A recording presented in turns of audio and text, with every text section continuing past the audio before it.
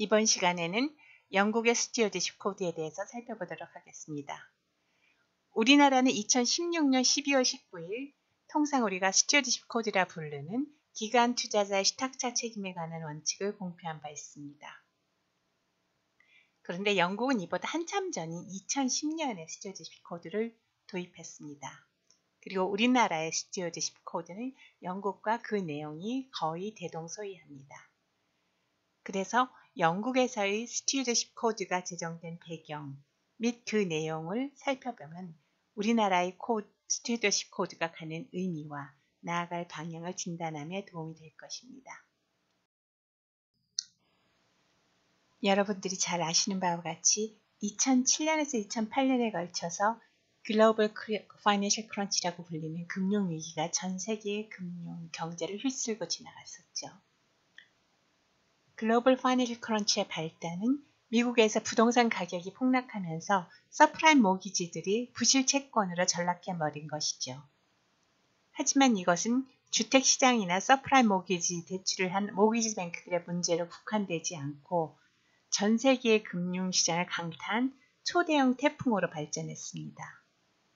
전 세계가 몸살을 앓았죠.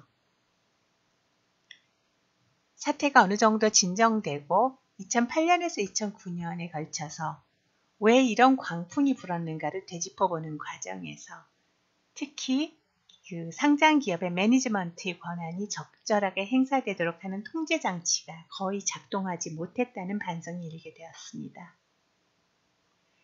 특히 영국의 경우에는 상장회사 주식이 널리 분산되어 있고 대부분의 주주들은 경영 참여에 소극적이기 때문에 매니저 리얼리즘의 현상이 두드러지는 상황입니다. 이 상황에서는 소위 블록홀더에 해당하는 기관 투자자들이라도 주주로서 경영진을 통제하는 역할을 해줘야 하는데 전혀 그렇지 못하였음이 확인되었었습니다. 즉, Institutional Fund Management 그룹이 그 이사회에게 지나친 월권행위를 중지하고 책임을 묻지 않았던 것이 문제다라는 인식이 이제 팽배하게 된 것이죠. 그래서 영국에서는 이런 문제를 해결하기 위해 서 데이비드 워커에게 임무를 부여합니다. 은행과 기타 금융기관들의 가버넌스가 적절한지를 검토하라는 것이죠. 서 데이비드 워커가 이런 임무를 수행하고 그 결과를 리포트로 발표한 것이 서 데이비드 워커의 리포트입니다. 이 리포트에서 데이비드 워커는 이렇게 결론을 내리고 있습니다. There is a need for better engagement between fund managers acting on behalf of their clients as beneficial owners and the boards of investee companies. 그러니까 투자회사의 피투자 회사의 이사들하고 그 다음에 펀드 매니저들 간에는 좀 더 better engagement가 필요하다. 근데 이 펀드 매니저들은 자기 돈을 취하는 사람들이 아니죠. 펀드 managers acting on behalf of their clients. 그러니까 자기 클라이언트들로부터 돈을 조달해다가 그 회사에 투자하는 이 펀드 매니저들과 그리고 board of investee companies 간에는 좀 더 이제 그 다이얼로그가 필요하다는 얘기를 하고 있는 겁니다. 데이비드 워커 리포트도 그렇고 스튜어드십 코드도 그렇고 광범위한 주주 활동을 포괄하기 위해서 인게이지먼트라는 다소 추상적인 용어를 사용하고 있어요. 그런데 뒤에서 다시 설명하겠지만 이러한 인게이지먼트의 핵심은 주주인 기관 투자자와 투자 대상 회사 경영진 간의 다이얼로그입니다.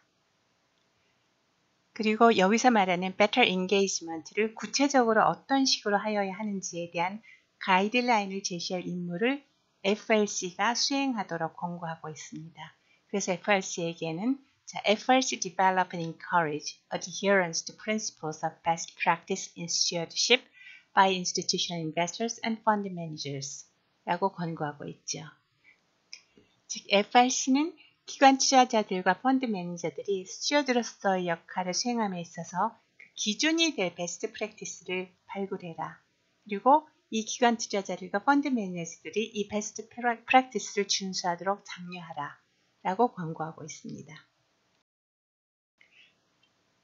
이러한 권고에 따라 Financial Reporting Council, 즉 FRC는 2010년 1월 Consultation on a Stewardship Code for Institutional Investors 라는 조직을 발족하고 스튜어디십 코드 의 준비 작업에 들어갔습니다.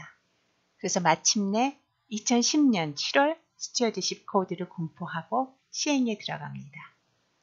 이 스튜어디십 코드에는 FRC가 보기에 기관 투자자들이 피투자자들과의 인게이지먼트 임무를 수행하는 과정에서 준수하여야 하는 그 good practice 그거를 열거하고 있습니다. 자, 여기서 말한 이제 인게이지먼트라는 거는요. 그러니까 구체적으로 뭐냐면은 원래 회사에서 그 기업 경영제 활동을 감독하는 거는 이사회죠. 그런데 지금 이사회가 제대로 작동을 안 해서 이 감독이 제대로 이루어지지 않았다는 반성에서 지금 이 스튜어디십 코드가 만들어지는 거거든요. 그러니까 이제 이 기관 투자자들이 할 일은 이러한 이사회가 법상 부여받은 의무와 책무를 충실하게 이행하고 있는지, 즉 이사회가 제대로 기업 경영제 활동을 감독하고 있는지 그거를 점검하고 또 필요한 경우에는 이사회와 적극 대화하는 등의 방법으로 그 적절한 주주 활동을 수행하는 거, 요거를 인게이지먼트라고 말하고 있는 겁니다. 그래서 그러한 인게이지먼트를 어떤 방식으로 할 것인지 그 FRC가 보기에 가장 그 좋아 보이는 good practice를 코드에 열거하라는 거죠. 그러니까 스튜어디십 코드는 그 적용 방식이 특이합니다. 즉, 이 스튜어디십 코드는 무조건 그 내용대로 준수하여야 하는 강행 규범은 아닙니다. comply or explain이라고 해서 원칙 준수 또는 예외 설명이라고 하는 방식을 취하고 있습니다. 즉, 따르지 않을 자유를 부여하는 연성 규범의 방식을 취하고 있는 것입니다. 다만 그냥 안 따라도 된다는 건 아니고요. 왜 이를 따르지 않았는지 합리적인 이유를 설명하여야 하는 설명 의무를 부과하고 있습니다. 이런 연성규범 방식은 우리나라 기업들에게는 익숙하지 않은 방식입니다. 그렇지만 우리나라의 스튜어디십 코드 역시 영국의 스튜어디십 코드 내용을 거의 그대로 도입하다 보니 어쩔 수 없이 이런 연성규범 방식을 택하고 있습니다. 따라서 이런 연성규범 방식에 익숙하지 않은 우리로서는 그 시행 과정에 다소 혼란이 있을 수밖에 없다고 생각됩니다.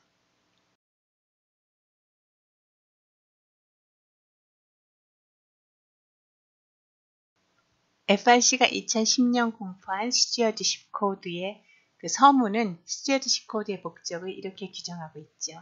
It aims to enhance the quality of engagement between institutional investors and companies to help improve long-term returns to shareholders and efficient exercise of governance responsibilities. 그러니까 코드가 직접적으로 추구하는 것은 기관 투자자와 투자회사 간의 인게이지먼트 질을 향상시키는 겁니다.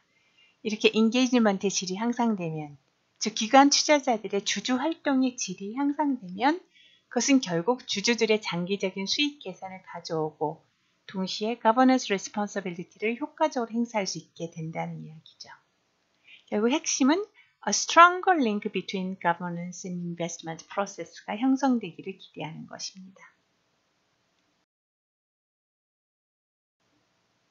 인게이지먼트에 대한 구체적인 의미에 대해서는 의미 있는 대화라고 하고 있죠. Purposeful dialogue. 근데 무엇에 관한 대화냐면 Strategy, Performance, Management Risk. 그리고 그 주주총회의 의결권 대상인 모든 것들에 대해서 의미 있는 대화를 하는 것, 그거를 인게이지먼트라고 하고 있죠. 그런데 이제 결국은 다이얼로그를 말하는 건데요. 그렇지만 이거는 매니지먼트와 쉐어홀더 간의 다이얼로그를 말하는 거고요. 다이얼로그 between the shareholders and any other stakeholders를 요구하는 것은 아닙니다. 그러니까 회사의 이해관계자는 주주 외에도 채권자, 종업원, 기타 등등 수많은 이해관계들이 있는데 그런 이해관계자들은 이제 스테이크홀더라고 표현하는데요. 그 스튜어디십 코드에서 하라고 하는 다이얼로그는 다이얼로그 between the shareholders and the management입니다.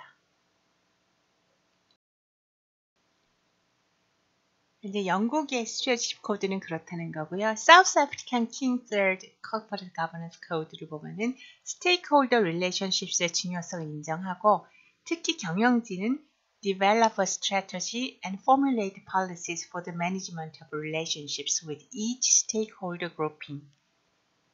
하라고 요구하고 있습니다. 자, 그렇다면은 스튜어드십 코드에 따라서 투자 대상 회사의 이사회와의 그 다이얼로그 의무를 부담하는 실질적인 당사자는 누구일까요? 이와 관련해서 코드는 그 1차적인 적용 대상은 펜션펀드, 보험회사, 투자신탁, 기타 집합투자기구 등과 같은 institutional shareholders, 즉 기관 투자자들을 위해 그들이 맡긴 자산을 관리하는 에셋 매니저들, 즉 자산관리자들이라고 규정하고 있습니다.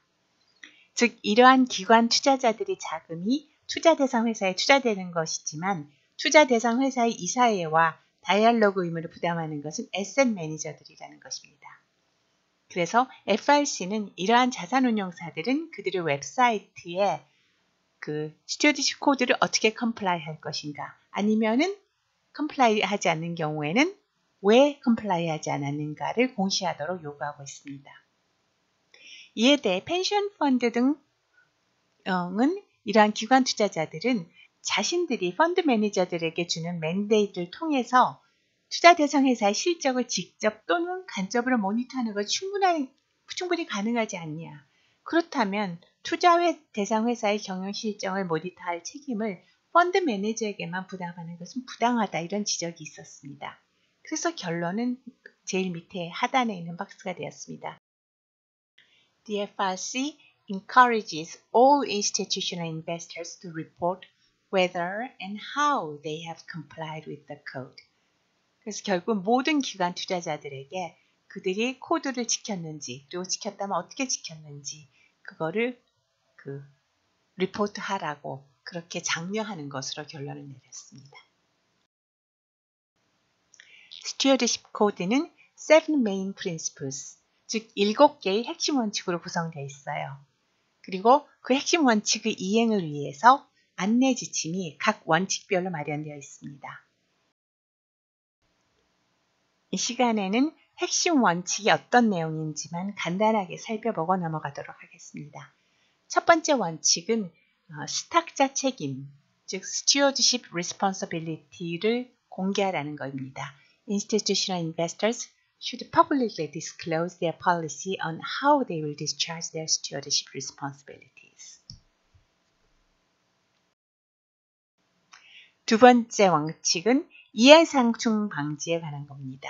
Institutional investors should have a robust policy on managing conflicts of interest in relation to stewardship, and this policy should be publicly disclosed. 그러니까 이해상충을 어떻게 다룰 것인지 그거를 효과적이고 명확한 정책을 마련하고 공개하라는 거죠. 세 번째 원칙은 투자 대상 회사에 대한 주기적인 점검을 이야기하고 있습니다. Institutional investors should monitor their investee companies. Institutional investors should consider carefully departures from the UK Governance Code and make reasoned judgments in each case. 그러니까 기본적으로 모니터할 때는 UK Corporate Governance Code에 따라서 해야 되고, 거기서 벗어나고자 할 때는 consider carefully, 신중하게 고려해라. 그리고 make reasoned judgments, 합리적인 판단을 하라는 거죠. They should give a timely explanation to the company and be prepared to enter into a dialogue if they do not accept the company's position. 그래서 회사에게 적절한 설명도 하고, 그리고 회사의 포지션을 받아들이지 않는 경우에는 충분한 대화를 하라는 겁니다. 네 번째 원칙은 수탁자 책임 활동 수행에 관한 내부 지침 마련에 관한 것입니다. Institutional investors should establish clear guidelines on when and how they will escalate their activities as a method of protecting and enhancing shareholder value. 다섯 번째 원칙은 다른 투자자들과의 협력을 얘기하고 있습니다. Institutional investors should be willing to act collectively with other investors where appropriate. 여섯 번째 원칙은 의결권 행사와 관련된 것입니다. Institutional investors should have a clear policy on voting and disclosure of voting activity. 마지막은 수탁자 책임 이행 활동의 주기적인 보고에 관한 거죠. Institutional investors should report periodically on their stewardship and voting activities.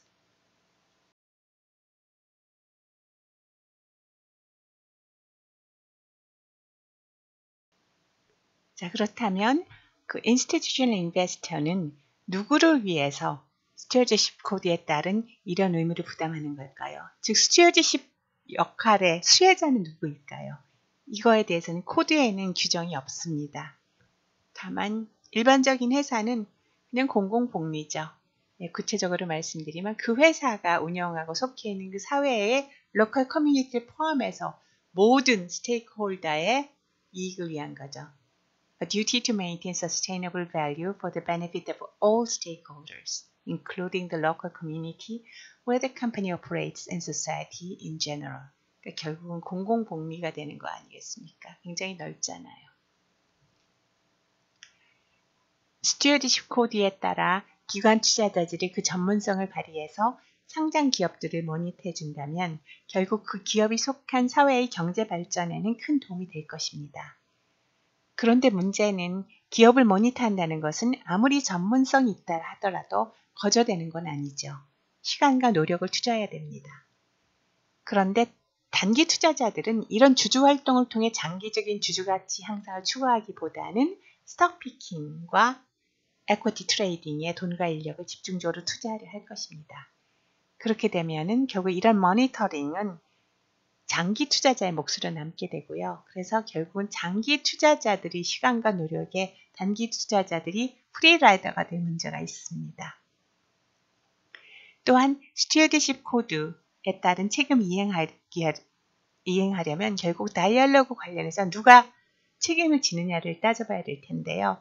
그렇다 그러면 이제 주식 대차의 경우 또는 arrangement for vote pooled funds 같은 경우 이런 경우에 누가 이제 다이얼로그 책임을 지느냐 이런 문제도 정할 필요가 있는데 이게 좀 복잡한 문제고 스튜어드십 코드 그 제정 과정에서 워낙 이런 문제에 대해서는 논란은 많았지만 합의가 안 됐기 때문에 스튜어드십 코드에서는 이런 문제에 대해서는 규정하지 않고 있습니다.